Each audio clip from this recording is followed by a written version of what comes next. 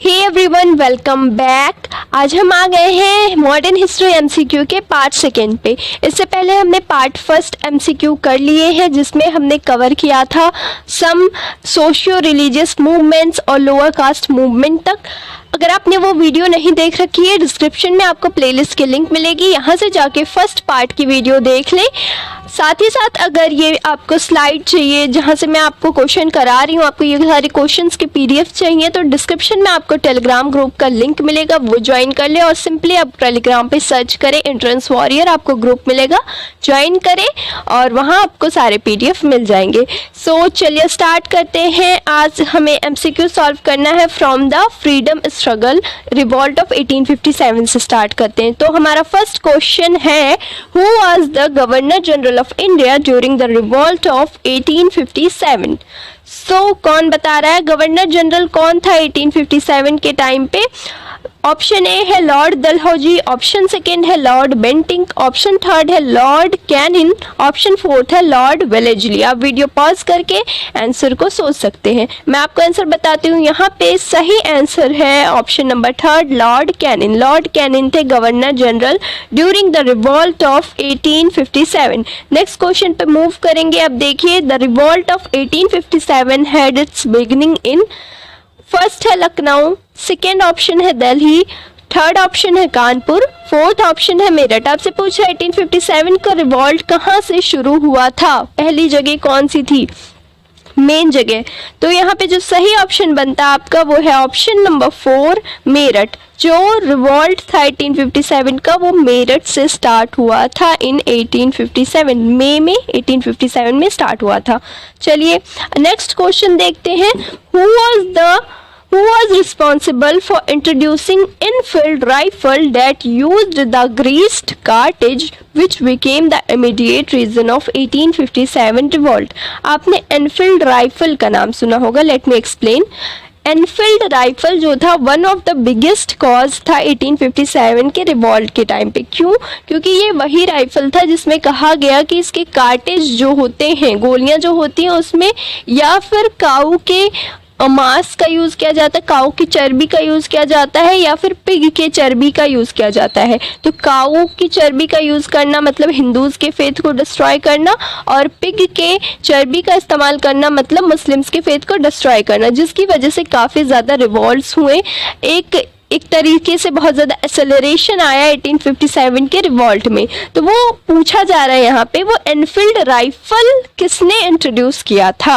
Option first है Henry Hardinge, option second है capital Hearsey, option third है Francis Grant, option fourth है Lord William Bentinck. यहाँ पे जो सही ऑप्शन बनता है आपका option number first, Henry Hardinge. इन्होंने एनफील्ड राइफल को इंट्रोड्यूस किया था। एक और चीज़ याद रखनी है आपने, इस एनफील्ड राइफल का नाम याद रखना। अगर आपसे क्वेश्चन पूछ लिया कि उस राइफल का क्या नाम था जिसने सबसे ज़्यादा एक्सेलरेट किया 1857 के रिवॉल्ट को, तो वो एनफील्ड राइफल था। इसे हेनरी हार्डिंग ने इंट्रोड्यूस किया था। ठीक है, आगे बढ़ेंगे नेक्स्ट क्वेश्चन पे मूव करते हुए। Who led the revolt of 1857 in Lucknow? Lucknow का रिवॉल्ट किसने लीड किया था 1857 में? ऑप्शन फर्स्ट है कुंवर सिंह, ऑप्शन सेकंड है बेगम हजरत महल, ऑप्शन थर्ड है Bahadur Shah second, option fourth है अजीमुल्लाह खान। तो सबको पता होगा ऑलमोस्ट कि लखनऊ का जो रिवॉल्ट था उसको बेगम हजरत महल जी ने किया था। ठीक है, बेगम हजरत महल जी ने लीड किया था 1857 का रिवॉल्ट इन लखनऊ। नेक्स्ट क्वेश्चन पे मूव करेंगे। अब आपको कुछ इम्पॉर्टेंट, जस्ट अ सेकेंड में ब्रश का साइज बढ़ा लूँ, काफ़ी छोटा आई थी। हाँ, तो अदर लीडर्स भी हैं जिन्होंने अलग अलग जगहों पे लीड किया था, और इस पोर्शन से क्वेश्चन आने के चांसेस बहुत होते हैं। One of the favourite topic है 1857 के रिवॉल्ट का। चलिए देखते हैं, दिल्ली का रिवॉल्ट किसने लीड किया था? दिल्ली में किसने लीड किया था? दिल्ली में लीड किया था बहादुर शाह जफर जी ने। बहादुर शाह जफर कौन थे? मुगल एम्परर थे। बहादुर शाह जफर ने लीड किया था। उनके साथ थे उनके एक कमांडर जनरल जिनका नाम था बख्त खान। तो क्वेश्चन पहला बनता है, दिल्ली में 1857 का रिवॉल्ट किसने लीड किया था? वो लीड किया था बहादुर शाह जफर ने और बख्त खान। बख्त खान भी याद रखिएगा कहाँ से एसोसिएटेड है, दिल्ली वाले रिवॉल्ट से एसोसिएटेड है। फिर क्वेश्चन बन सकता है इस टॉपिक से कि इस रिवॉल्ट को सप्रेस किसने किया, कौन से ब्रिटिश लीडर ने इस रिवॉल्ट को दबाया था? वो थे जॉन निकोलसन। ठीक है, इतनी चीजें आपने याद रखनी। अगर आप बहुत अच्छे बच्चे हो, बहुत याद करने वाले हो, तो ये डेट्स भी याद कर लेना, पूछा जा सकता है ऑलमोस्ट, ऑल्दो इतना इम्पोर्टेंट नहीं है। ठीक है, तो उसके बाद कानपुर का देखते हैं। कानपुर के रिवॉल्ट को किसने लीड किया था? नाना साहेब ने किया था। नाना साहेब कौन थे? नाना साहेब पेशवा बाजीराव सेकंड के अडॉप्टेड सन थे। ठीक है, अडॉप्टेड सन थे पेशवा बाजीराव सेकंड के, ये चीज़ याद रखिएगा। साथ ही साथ नाना साहेब के अलावा उनके कमांडर थे तांत्या टोपे, इन दोनों मिलके कानपुर का रिवॉल्ट लीड किया था। फिर इसको सप्रेस किसने किया था? कॉलिन कैंपबेल नाम के ब्रिटिश थे, उन्होंने यहाँ के रिवॉल्ट को दबाया था, रिवॉल्ट को खत्म किया था। थर्ड जो क्वेश्चन बन सकता है लखनऊ का, जो कि अभी पूछा भी गया है।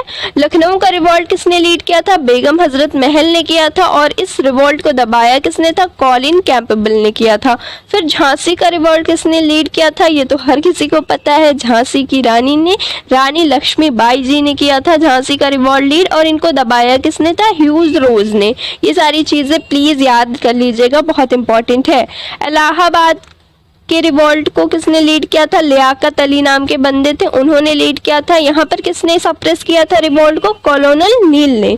फिर जगदीशपुर, जगदीशपुर बिहार का एक एरिया है, वहां पर किसने लीड किया था? कुंवर सिंह एंड अमर सिंह, दो लोग थे। ज्यादा नाम कुंवर सिंह का आता है, अमर सिंह का नहीं आता। ये दोनों लोगों ने मिलकर लीड किया था। और दबाया किसने था? विलियम टेलर एंड विंसेंट एयरे ने। ठीक है, आई होप आप ये सारी चीजें याद कर लेंगे। अगर आपको स्क्रीनशॉट लेना हो तो स्क्रीनशॉट ले लीजिए, otherwise I provide the PDF Telegram group, आप ज्वाइन कर ले। चलिए नेक्स्ट क्वेश्चन पर मूव करते हैं। अभी नेक्स्ट क्वेश्चन नहीं है, अभी कुछ और लीडर्स हैं जो उस पेज में नहीं दिया हुआ था, मैं बता दूं। बरेली, बरेली का रिवॉल्ट किसने लीड किया था? खान बहादुर खान ने। फैजाबाद में मौलवी अहमदुल्लाह, मौलवी अहमदुल्लाह डंका शाह के नाम से भी जाने जाते हैं। फिर है फतेहपुर, फतेहपुर में अजीमुल्लाह खान ने लीड किया था। मथुरा में देवी सिंह ने लीड किया था। और मेरठ में कदम सिंह ने। ये बहुत इंपॉर्टेंट है कदम सिंह वाला, कि जो रिवॉल्ट स्टार्ट हुआ था मेरठ से स्टार्ट हुआ था, और लोगों को पता ही नहीं होता है कि मेरठ का रिवॉल्ट सबसे ज़्यादा किसने उसमें लीड किया, किसने सबसे ज़्यादा रोल प्ले किया, वो कदम सिंह थे। आई होप आपको समझ में आ रहा है। नेक्स्ट क्वेश्चन पे मूव करते हैं। Which of the following pair is not correctly matched with regard to 1857 revolt? अब जो अभी हमने जस्ट पढ़ा उसी के बेसिस पे क्वेश्चन है, देखते हैं कौन कौन कर पाएगा। ऑप्शन ए है खान बहादुर खान बरेली, ऑप्शन बी है कुंवर सिंह बिहार, ऑप्शन सी है बख्त खान गुजरात, ऑप्शन डी है हजरत महल लखनऊ। इसमें से कौन सा ऑप्शन सही से मैच नहीं है? तो देख लेते हैं एक बार। खान बहादुर खान कहाँ के थे? बरेली के थे, ये सही है। कुंवर सिंह कहाँ के थे? जगदीशपुर बिहार के थे, सही है। बख्त खान ने कहाँ का लीड किया था? बख्त खान ने गुजरात का नहीं दिल्ली का लीड किया था, दिल्ली का। तो ये ऑप्शन हमारा है गलत। हजरत महल ने लखनऊ का किया था। ठीक है, तो सही कौन सा बनता है? Option number C. Option number C यहाँ पे सही ऑप्शन है, क्योंकि ये करेक्टली मैच नहीं है। बख्त खान कहाँ से बिलोंग करते थे, कहाँ का रिवॉल्ट लीड किया था? दिल्ली का किया था। नेक्स्ट क्वेश्चन पे मूव करेंगे अब हम। Who described Lakshmibai is the best and bravest military leader of the rebel? किसने कहा कि रानी लक्ष्मीबाई जो थी वो बेस्ट एंड ब्रेवेस्ट लीडर थी रेबल की? ऑप्शन फर्स्ट है कॉलिन कैंपबेल, ऑप्शन सेकंड है सर ह्यूज रोज, ऑप्शन थर्ड है विलियम टेलर, ऑप्शन फोर्थ है जॉन निकोलसन। तो सही ऑप्शन यहाँ पे कौन सा बनता है? ऑप्शन नंबर सेकंड है सर ह्यूज रोज। जिन्होंने झांसी में सप्रेस किया था रिवॉल्ट, वही सर ह्यूज रोज हैं जिन्होंने कहा कि झांसी की रानी जो थी लक्ष्मीबाई जो थी वो best and bravest military leader रही हैं रेबल्स के बीच की। आगे बढ़ेंगे। नेक्स्ट क्वेश्चन है Who among the following leaders managed to escape to Nepal after the 1857 revolt? इन चारों में से कौन सा लीडर 1857 के बाद चले गए नेपाल? फर्स्ट ऑप्शन है रानी लक्ष्मीबाई, सेकेंड ऑप्शन है नाना साहेब, थर्ड ऑप्शन है तांत्या टोपे, फोर्थ ऑप्शन है कुंवर सिंह। यहाँ जो सही ऑप्शन बनता है option number second Nana Saheb. Nana Saheb 1857 के रिवॉल्ट के बाद कहाँ चले गए? नेपाल को चले गए थे। इनके अलावा कुछ और लोग नेपाल गए, जैसे बेगम हजरत महल लखनऊ वाली, वो भी नेपाल चली गई थी। साथ ही साथ एक थे खान बहादुर खान, बरेली वाले जो खान बहादुर खान थे, वो भी नेपाल चले गए। चलिए इसको डिटेल में डिस्कस कर लेते हैं क्वेश्चन को। बहादुर शाह जो बहादुर शाह थे दिल्ली के मुगल एम्परर, उन्हें कहाँ भेज दिया गया? रंगून में भेज दिया गया। ठीक है, रंगून एक जगह है, वहाँ भेज दिया गया जहाँ उनकी डेथ हो गई इन 1862।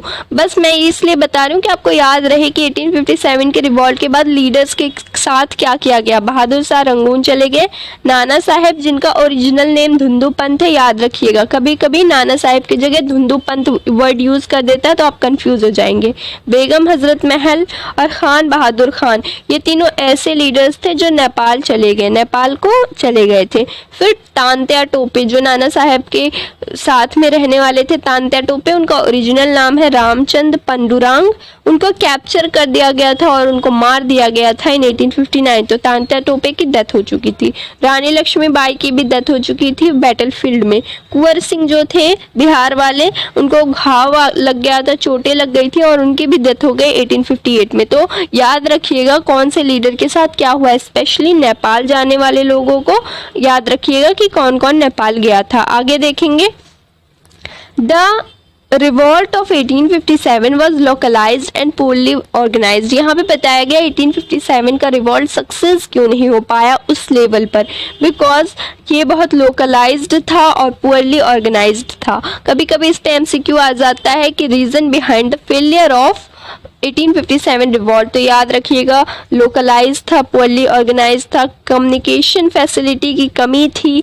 ठीक है, सब लोग अपने अपने लिए लड़ रहे थे, जैसे रानी लक्ष्मीबाई अपने लिए, नाना साहेब अपने लिए, हिंदूज अपने लिए, मुस्लिम्स अपने लिए। एक यूनिटी नहीं थी, there was no unity among the Hindus and Muslims, कोई कॉमन आइडियल नहीं था। तो इन सारी दिक्कतों की वजह से 1857 का रिवॉल्ट फेल हो चुका। अगर रीज़न में पूछे कि रीज़न क्या थे 1857 के रिवॉल्ट का शुरू होने का, तो कई सारे रीज़न थे, जैसे इनफील्ड राइफल का इंट्रोडक्शन होने की वजह से लोगों के फेथ डिस्ट्रॉय हो रहे थे। इसके अलावा हिंदूज के लॉज जैसे सती, विडो रीमैरिज, ये सब खत्म किया गया, तो उन्हें लगा कि ये हमारे फेथ के साथ खिलवाड़ कर रहे हैं। इकोनॉमिक प्रॉब्लम्स आए, जो सिपाहीज थे उनको सही से फीस वगैरह नहीं दी जाती थी, रेशियल डिस्क्रिमिनेशन होता था, तो कई सारी दिक्कतें थी छोटी छोटी जो एक साथ मिलके रिवॉल्ट बन गई। आगे देखेंगे, अब हम नेक्स्ट लाइन पे मूव करते हैं। नेक्स्ट क्वेश्चन है, who wrote the book the first Indian war of independence?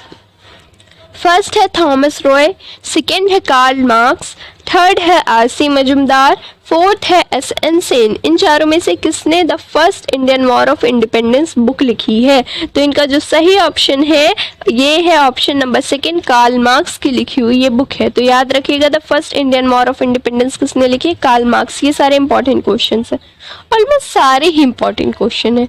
ठीक है, चलिए फर्स्ट इंडियन, अब कुछ बुक्स जो है इंपॉर्टेंट इस 1857 के रिलेटेड मैं बता दूं। First Indian war of independence क्या था? कार्ल मार्क्स ने लिखी हुई है। Causes of Indian revolt, causes of Indian revolt book क्या है? सैयद अहमद खान, अलीगढ़ वाले इस पे ज़्यादा फोकस करेंगे।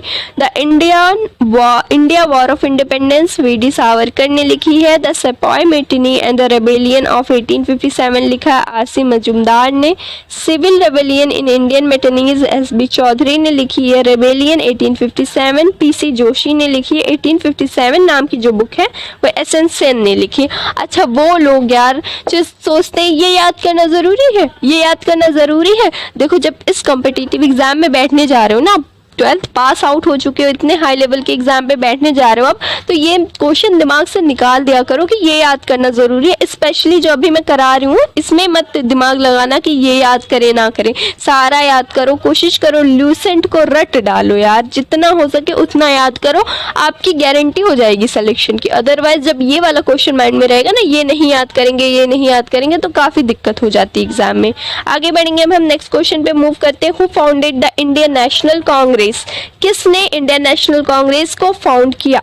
ऑप्शन फर्स्ट है महात्मा गांधी, ऑप्शन सेकंड है बाल गंगाधर तिलक, ऑप्शन थर्ड है मदन मोहन मालवीय, ऑप्शन फोर्थ है एलन ऑक्टावियन ह्यूम। यहाँ पे जो सही ऑप्शन बनता है आपका ऑप्शन नंबर फोर्थ बनता है, ए ओ ह्यूम ने फॉर्म किया था इंडियन नेशनल कांग्रेस। ठीक है, नेक्स्ट क्वेश्चन पे मूव करेंगे। The first session of Indian National Congress was held at, कहाँ हुआ था फर्स्ट सेशन? पहला है ऑप्शन पुणे, सेकंड ऑप्शन है बॉम्बे, थर्ड ऑप्शन है कोलकाता, फोर्थ ऑप्शन है लखनऊ। तो यहाँ पे जो सही ऑप्शन बनता है ऑप्शन नंबर सेकंड बनता है बॉम्बे। बॉम्बे में हुआ था पहले इंडियन नेशनल कांग्रेस का सेशन। देखो पहले तो डिसाइड किया गया था पुणे में करने के लिए, लेकिन वहां पर कोई डिजीज का आउटब्रेक हो गया था। ठीक है, कोई बीमारी फैल गई थी पुणे में, इसलिए इसको बॉम्बे में शिफ्ट कर दिया गया। अब डिटेल में देख लेते हैं थोड़ा। The first session of Indian National Congress was held at Gokul Das Tejpal Sanskrit college. कहाँ हुआ था? गोकुल दास तेजपाल संस्कृत कॉलेज बॉम्बे का, वहां हुआ था। इसमें प्रेसिडेंट कौन थे फर्स्ट सेशन में? डब्ल्यू.सी. बनर्जी थे। क्वेश्चन अक्सर पूछता है first Who was the first president of INC Indian National Congress? वो थे डब्ल्यू.सी. बनर्जी। पहले सेशन में ऑलमोस्ट 72 डेलीगेट्स थे, 72 लोगों ने इस सेशन को अटेंड किया था। ये भी बहुत इंपॉर्टेंट पॉइंट है। नेक्स्ट क्वेश्चन पे मूव करेंगे। Who was Viceroy of India at the time of foundation of Indian National Congress? Viceroy कौन था जब इंडियन नेशनल कांग्रेस बना? फर्स्ट है लॉर्ड डफरिन, सेकेंड है लॉर्ड कैनिन, थर्ड है लॉर्ड डलहौजी, फोर्थ है लॉर्ड वेलेस्ली। यहाँ पे जो सही ऑप्शन बनता है आपका option number first, Lord Dufferin थे इंडियन नेशनल कांग्रेस के, जब इंडियन नेशनल कांग्रेस का फॉर्मेशन हुआ था तो लॉर्ड डफरिन थे governor general of India. Next question पे मूव करेंगे। चलिए, जो इंडियन नेशनल कांग्रेस है उसको पहले नाम दिया गया था इंडियन नेशनल यूनियन का, लेकिन इसको क्या किया गया? रीनेम कर दिया गया। तो याद रखिएगा, इसको पहले क्या नाम दिया गया था? इंडियन नेशनल यूनियन का। नेक्स्ट क्वेश्चन पे मूव करेंगे। Who among the following presided over the first annual meeting of Indian National Congress? जो पहली मीटिंग सेशन हुई थी INC की, इंडियन नेशनल कांग्रेस की, उस पर प्रिसाइड किसने किया था? उसकी प्रेसिडेंटशिप किसको मिली थी? ऑप्शन ए है ए.ओ. ह्यूम, ऑप्शन बी है दादा भाई नौरोजी, ऑप्शन सी है S.N. बनर्जी, ऑप्शन डी है डब्ल्यू.सी. बनर्जी। अभी मैंने बताया आपको। जी हाँ, बिल्कुल सही, ऑप्शन नंबर डी सही है। यहाँ पे डब्ल्यू.सी. बनर्जी थे पहले प्रेसिडेंट ऑफ INC। देखो क्वेश्चन घुमा घुमा के पूछने की आदत होती है, तो आप क्वेश्चन समझने की कोशिश करो कि उसमें पूछा क्या जा रहा है आपसे। नेक्स्ट क्वेश्चन पे आते हैं। First Muslim president of INC Indian National Congress के पहले मुस्लिम प्रेसिडेंट कौन थे? ऑप्शन ए है अबुल कलाम आज़ाद, ऑप्शन बी है रफ़ी अहमद कदवई, ऑप्शन सी है M.A. अंसारी, ऑप्शन डी है बदरुद्दीन तैयब जी। तो किसके दिमाग में क्या आ रहा है? जो भी आ रहा हो, यहाँ पे सही ऑप्शन है option number D, Badruddin Tyabji. इन्होंने फर्स्ट ये ऐसे फर्स्ट मुस्लिम थे जिन्होंने INC के सेशन पे प्रिसाइड किया था, तो बदरुद्दीन तैयब जी थे वो। ठीक है, आगे बढ़ेंगे। क्वेश्चन पूछता है ये सब।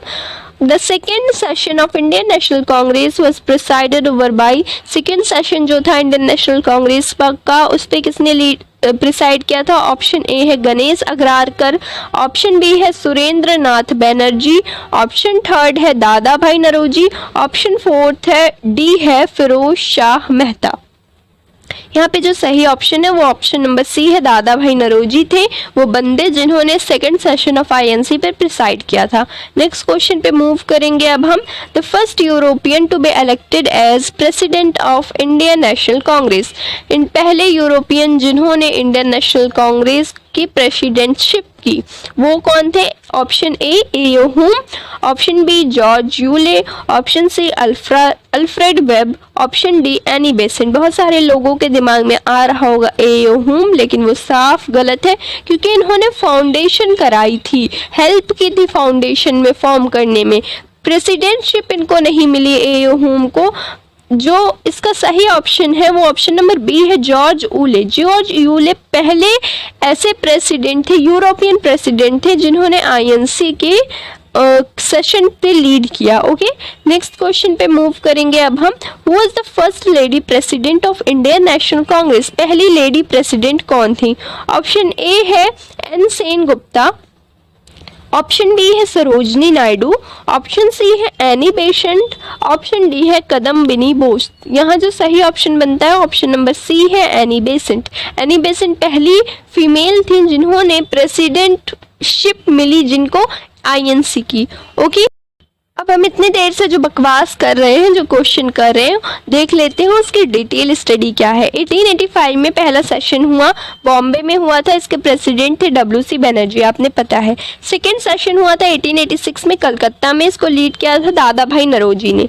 ठीक है, 1887 में मद्रास में सेशन हुआ, जिसको लीड किया बद्रुद्दीन तैयब जी ने। यही बद्रुद्दीन तैयब जी कौन थे? First Muslim president of INC थे। ये थर्ड सेशन में हुआ था। फिर 1888 में जो सेशन हुआ चौथा इलाहाबाद में, उसको जॉर्ज यूल यहाँ के प्रेसिडेंट थे। यही जॉर्ज यूल थे फर्स्ट इंग्लिश प्रेसिडेंट। ठीक है, फिर आपसे क्वेश्चन पूछ सकता है कि वंदे मातरम सॉन्ग को पहली बार किस सेशन में गाया गया? तो वंदे मातरम सॉन्ग जो है वो 12th सेशन में गाया गया था। 1896 में हुआ 12th सेशन। रहमतुल्लाह सयानी जी यहाँ के प्रेसिडेंट थे, कलकत्ता में हुआ ये सेशन। फिर जन गण मन जो होता है हमारा नेशनल एंथम, उसको पहली बार कब गाया गया, किस सेशन में? वो 1911 के सेशन में गाया गया। बिशन नारायण दर, ये कौन थे? ये उस टाइम के प्रेसिडेंट थे आईएनसी के। फिर फर्स्ट वीमेन प्रेसिडेंट कौन रही हैं? फर्स्ट वीमेन प्रेसिडेंट रही हैं एनी बेसेंट, 1917 में बनी थी कलकत्ता सेशन में। ठीक है, फर्स्ट इंडियन वीमेन प्रेसिडेंट, ये वीमेन प्रेसिडेंट थी, एनी बेसेंट इंडियन नहीं थी। तो पहली इंडियन जो आईएनसी की प्रेसिडेंट बनी वो कौन थी? सरोजनी नायडू थी। बहुत ही इंपॉर्टेंट क्वेश्चन है। 1925 के कलकत्ता सेशन में इनको प्रेसिडेंटशिप मिली और इन्होंने प्रेसिडेंट की तरह रोल प्ले किया। आई होप आपको समझ में आ रहा होगा। तो फर्स्ट वीमेन पूछे तो एनी बेसेंट थी, और अगर पूछे फर्स्ट इंडियन वीमेन प्रेसिडेंट तो वो सरोजनी नायडू थी। सरोजनी नायडू वही है जिनको नाइटिंगेल ऑफ इंडिया के नाम से जाना जाता है। ये एक बहुत प्रोमिनेंट राइटर रह चुकी हैं और लीडरशिप भी किया हुआ है इन्होंने। तो चलिए नेक्स्ट क्वेश्चन पे मूव करते हैं। The newspaper Kesari was started by the Indian nationalist. किस इंडियन नेशनलिस्ट ने केसरी न्यूज़पेपर की स्टार्टिंग की? Option A Vipin Chandra Pal, option B Lala Lajpat Rai, option C Jawaharlal Nehru, option D Bal Gangadhar तिलक। तो कौन सा सही ऑप्शन है? यहाँ पर जो सही ऑप्शन है आपका वो है option number D, Bal Gangadhar तिलक। बाल गंगाधर तिलक ने केसरी न्यूज़पेपर स्टार्ट किया। अच्छा, ये लाल जो आपको सुनने को मिलता है, लाल, बाल और पाल, तो लाल कौन है? लाल है लाला लाजपत राय, ये वाले। बाल कौन है? बाल गंगाधर तिलक है। पाल कौन है? विपिन चंद्र पाल। नाम तीनों के याद रखिएगा, क्वेश्चन पूछ लेता लाल बाल पाल कौन कौन है। ठीक है, तो तीनों के नाम याद रखिएगा।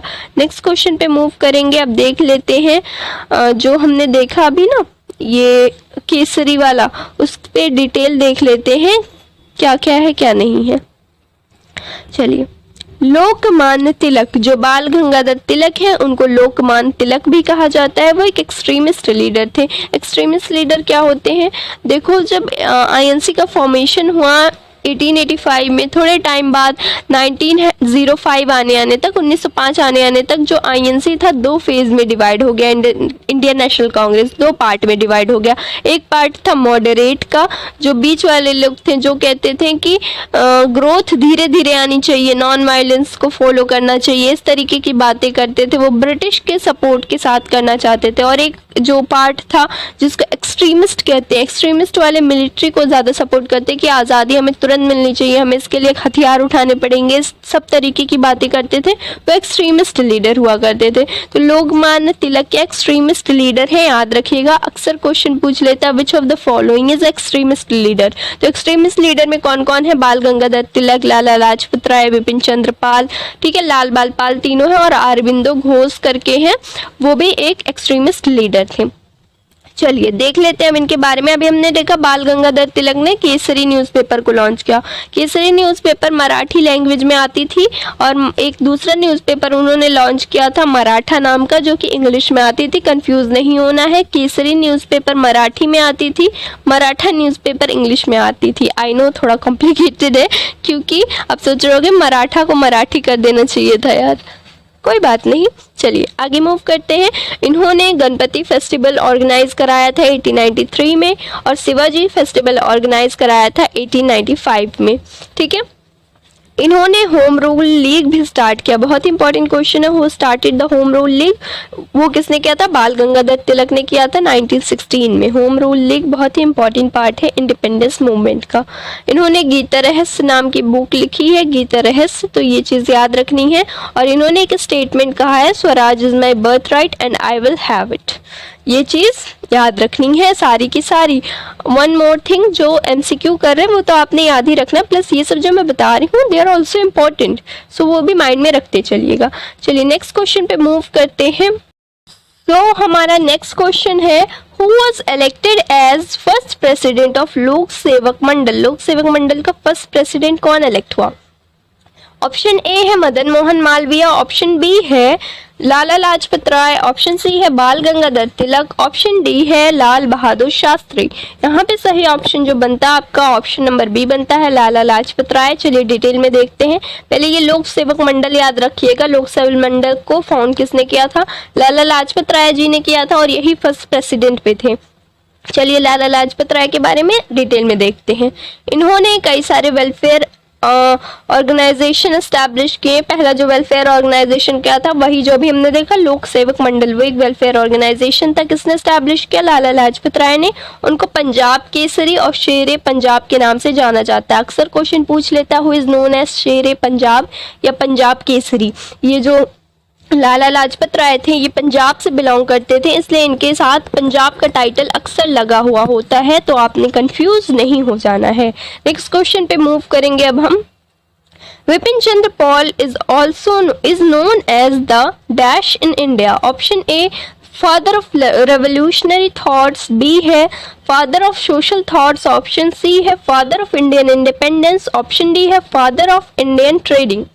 तो यहाँ पे जो सही ऑप्शन है ऑप्शन नंबर ए है father of revolutionary thoughts. Vipin Chandra Paul को फादर ऑफ रेवोल्यूशनरी थॉट्स भी कहा जाता है। चलिए डिटेल में देखते हैं इनके बारे में क्या है।